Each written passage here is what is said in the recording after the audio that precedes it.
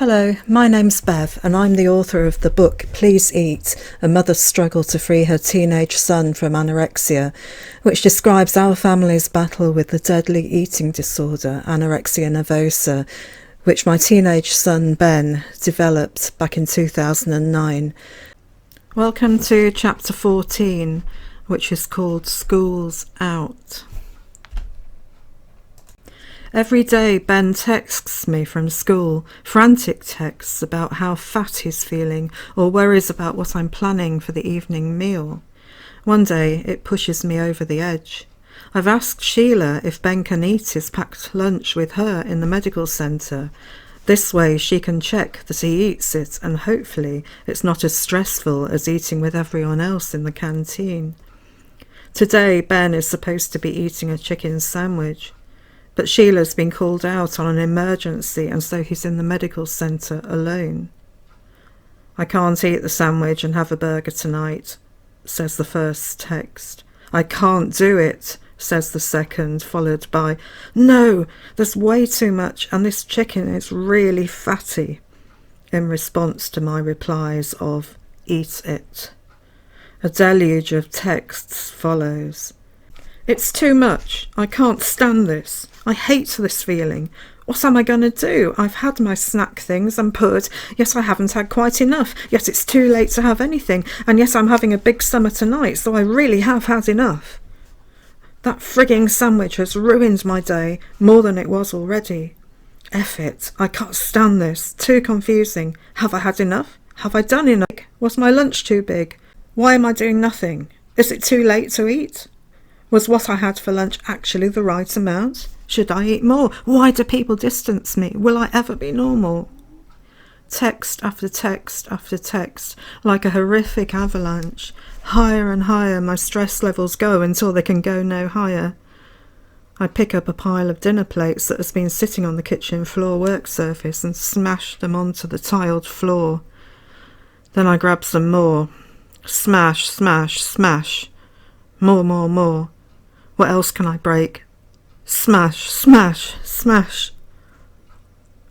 I crumple into a ball in the corner of the kitchen, surrounded by yellow and blue shards of crockery. This time it's me that's wailing like a wounded animal, rocking to and fro. Thoughts whiz around my head like a hellish game of pinball. All those hopes and dreams I had for Ben, the hopes and dreams he had for himself, smashed to smithereens by this hellish illness. All that love I've invested, all those hours and hours talking, of pleading, of trying to understand, of trying to find solutions, of desperately trying to make him well. I realised with horror he was thriving in every way, so talented, so popular. My boy has completely vanished and I've given everything I could possibly give I've given. All those sleepless nights, all that praying, all that standing there and taking it, while the anorexia demon hurls abuse at me, or threatens to destroy my dear child. I just don't have the strength to fight this anymore. I am empty. I am just a mum who loves her child and wants him back. Whole, happy, alive. That's all I want, nothing more.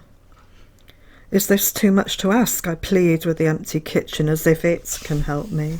I've done everything I can. I feel as if I've failed. I sink deeper onto the floor, wrapping my arms around my wet, aching head. But I know there is no one around to comfort me, no one to tell me it's going to be okay, and no one to support or care for me, the parent who is going through this nightmare. I feel so utterly helpless and alone. My head thumps with pain. I crawl upstairs to my bed and just lie there, refusing to take any more texts or messages. Let the school deal with him. I'm completely spent. I can't function. I cry until my tears dry up, and then I cry until they're dry again.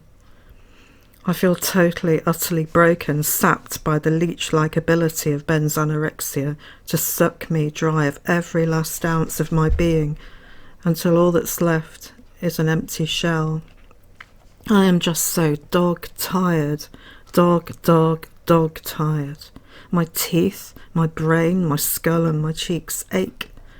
I wish I could just sleep. I wish I could just fall into a deep, blissful sleep and never wake up. I don't know what a blissful sleep is anymore. What if this is the pattern for the rest of our lives? I shout out to the empty bedroom.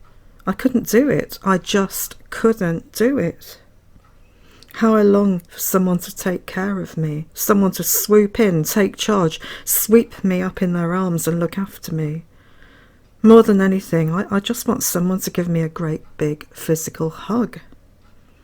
When Paul comes back from work, I show him the bags of broken crockery waiting to be taken to the bin. Well, that didn't really achieve anything, did it? Is his insensitive response. Not the sympathetic reply I'd hoped for, and definitely not the great big hug I so desperately need. I feel like doing it all over again. That night, after a scene over the bread roll that Ben was supposed to be having with the burger, I reached the end of my coping. I tell Paul we must remove Ben from school while we focus on recovery full time. Yes, he has his GCSE exams in a couple of months. Ben is an A-star pupil and expected to excel. But hey, what can we do? Recovery comes first. The next day I make an appointment with the headmaster to talk about Ben and school. These days we can't leave Ben in the house alone, not for a moment. I get my mum to sit with him while Paul and I go into school. We arrive in the car park at 8:30 a.m, just before the bell goes. Scores of boys and girls are heading towards the main school, laughing, joking, and looking impossibly healthy. We are both thinking the same. This should be Ben. We are ushered into the headmaster's office. The head of year is called into the meeting too. First, let me say that as a fellow parent, I can't imagine what you are going through, says the head sympathetically. He says that whatever the school can do to help, they will attempt to do it. I explain that Ben is finding it too stressful to be in school. By now he can scarcely bear to be with his peers for 5 minutes, let alone a full school day. I point out that he's hardly in lessons these days. He just goes to pieces and usually ends up hiding in a corner somewhere. I tell him we'd like to remove Ben from school temporarily. This way we can focus on his recovery full time, but I also stress that Ben needs intellectual stimulation. It takes his mind off the eating disorder. What if we arrange for Ben's tutors to send work home for him via email, and where email isn't possible, then you can come into school, say, once a week, to drop off work to be marked? I can't see there being a problem. We've made similar arrangements for other pupils in the past, and it's worked well. It sounds perfect. But what about the GCSE exams? I ask. We are worried that if Ben suddenly finds himself amongst his peers, he might freak out, making it impossible for him to do the exams, and make it impossible for the others to do theirs too. I'm sure we can arrange for him to sit his exams separately. The headmaster goes on to emphasise that the school will do whatever it takes to make things as easy as possible for Ben. I'm sure we can set up a plan A, plan B and even a plan C if necessary, the head says. I am so relieved I could dance, or at least I would if I wasn't so shattered. I am so very, very tired that I could sleep forever. But thankfully the headmaster's plan works. Studying at home reduces Ben's anxiety and keeps him stimulated. Having him at home also means that I can monitor him closely and be certain that he eats his meals. Just as important, he and I can talk. We quickly fall into a daily routine. Ben studies in the morning and in the afternoon we go out for a walk. Or we just talk at home, go shopping or visit a museum or gallery. Without the pressure of school and school dinners, Ben brightens up a little, and I manage to catch a few nights of unbroken sleep. It's Mother's Day, the day when all mothers across the country are spoiled rotten. Breakfast in bed, children offering to do the cat chores, maybe an outing, a special lunch or dinner. At our house, the demon gate crashes the day. Following some disagreement over a snack, the demon explodes into a magnificent rage. On this day of all days, he rants, screams and swears. By the afternoon, I've had enough. I pick up a box of tissues, the box of chocolates Ben has given me, and my car keys, and get into the car. Unable to think straight, I drive this way and that, first north, then south, then north again, out into the countryside and up onto the moorland. I sit on a hillside for some time, overlooking fields of sheep, sobbing into the tissues and eating the chocolates mechanically, one after the other, my heart broken. In the evening, we managed to go out to a local country pub for a Mother's Day meal. But you can almost physically feel the stress as Ben's meal is placed on the table in front of him. Salmon and new potatoes, glistening with melted butter. I eye the yellow liquid with terror, praying that he won't notice it. Thankfully, he eats everything and, to my surprise, goes on to order and eat a sticky toffee pudding and ice cream.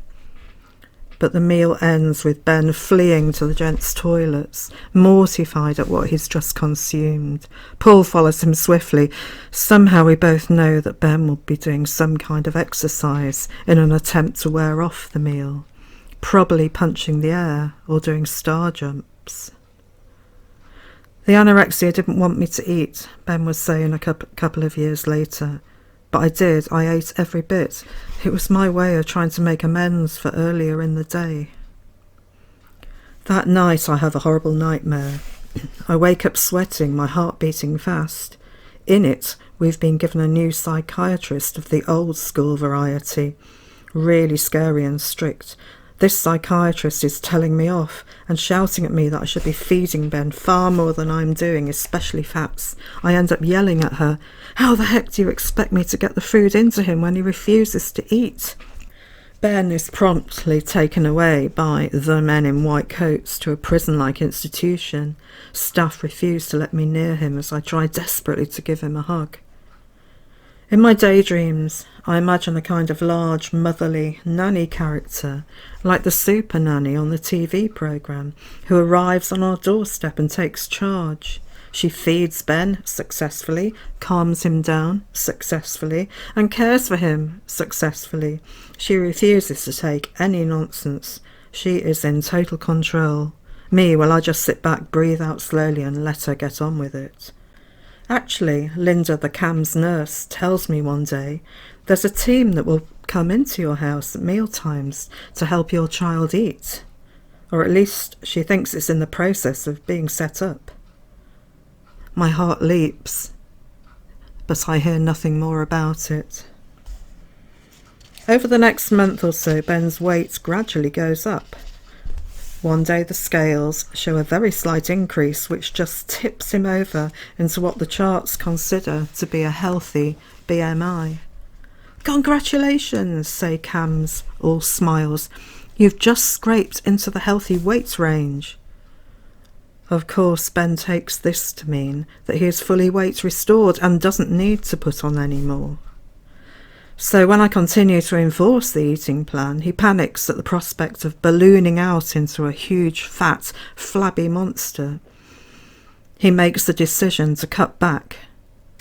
That night he sits on the sofa pinching the rolls of fat on his belly to prove he's right.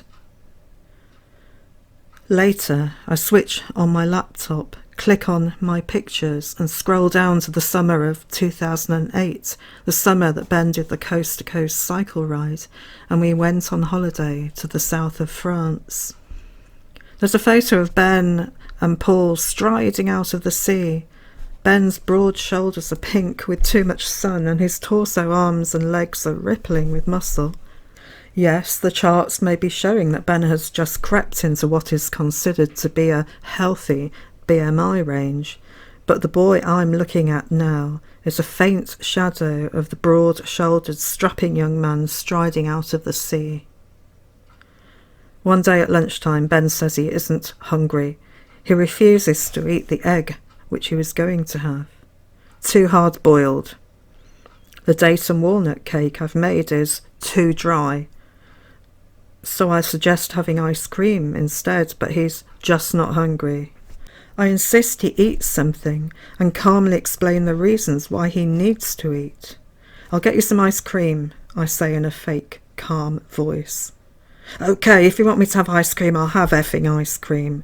The demon is screaming in that deeper than deep, sinister voice, which is so very different from Ben's real voice. The voice that makes my blood freeze. Dragging open the freezer compartment drawer, he pulls out the ice cream tub and proceeds to shovel ice cream into his mouth. Spoon after spoon goes in before he spits the contents of his mouth onto the floor. I look at him as calmly as I can. When I come back, I want to see all that mess cleaned up. I head for my sanctuary at the bottom of the garden. Every step towards the vegetable plot takes me further away from the demon and whatever it's doing to Ben in the house. It's one of the safe places I go to when I can't take any more. A few days later, following a snack, I find a chewed up cereal bar in the toilet. Ben insists that it was stuck in his throat and that's why he spat it out. It's getting harder and harder to implement the eating plan. God only knows how he would have coped with the real eating plan 6, not this low-calorie, minimal-fat hybrid.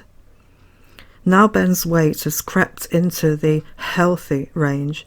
It looks less and less likely that we'll ever follow the real plan. As Ben keeps insisting over and over again, I've got into the safe BMI range without the need to eat fat, so why the heck would he start to eat it now? I feel as if the dietitian has got her work cut out. Getting Ben to eat fats is like getting him to take poison. That's the end of chapter 14. If you go to the end of this video, you'll find an in-video link to chapter 15, which is called Master of Deception. I look forward to seeing you there. Thank you for listening. It would also be really good if you could like this video, and you can subscribe to my channel by clicking the subscribe button below. Oh, and don't forget to visit my blog. You'll find the link below. You'll also find a link to my website where you can download PDFs of my blog for free.